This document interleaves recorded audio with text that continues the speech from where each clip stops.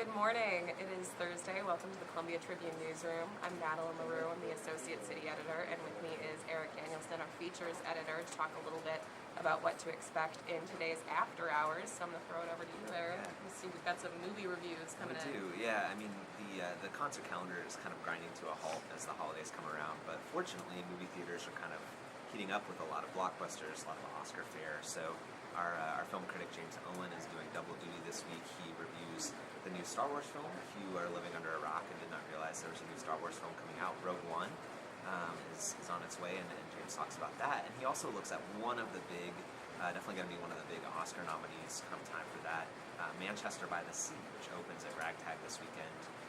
Film starring Casey Affleck as a guy who goes back to his hometown to take care of his family after his brother dies, which I'm sure that's probably the same plot as Rogue One too. Very similar. Yeah, very similar. But he's got you covered on the blockbuster and on the Oscar contender front today in After Hours. Very interesting. Yeah. It sounds like a couple of interesting and different movies. Yeah, absolutely. So look at what we'll be providing in today's paper. We're going to have a few stories looking at the city and county. Were in Kansas City yesterday at the Western District Court of Appeals to argue over a lawsuit involving TIFs. The county filed suit against the city in 2014 after the city proposed a 600-acre TIF in central Columbia.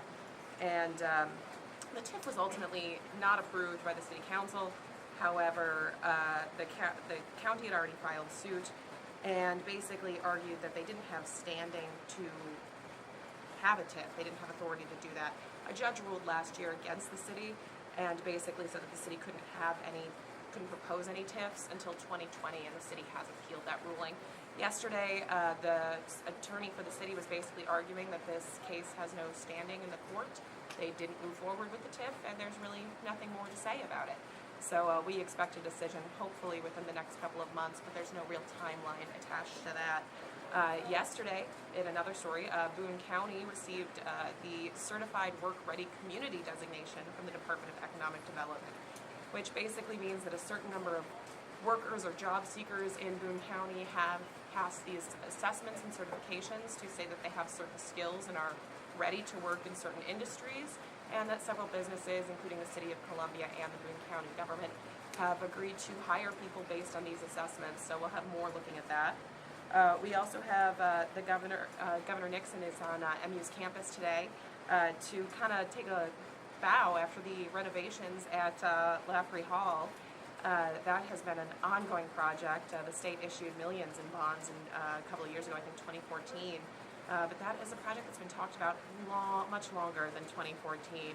I believe our state government reporter Rudy Keller was saying that they were seeking bonds as far back as 2008 and before. So this is kind of a big project and definitely a big deal for the engineering department and its students, because it seems like it's been much needed. We'll also have a story looking at the Centralia Board of Education is proposing possibly a no tax increase bond issue, as well as a 30-cent increase in the operating levy to help be competitive with teacher salaries and keep a healthy fund balance. So look for that and more in today's newspaper. And we always want to hear your thoughts. So visit our website, check us out on Facebook, on Twitter, send us an email, give us a call. But we want to hear your voice and your thoughts on the stories we provide and what else you want to see from us. Thank you so much.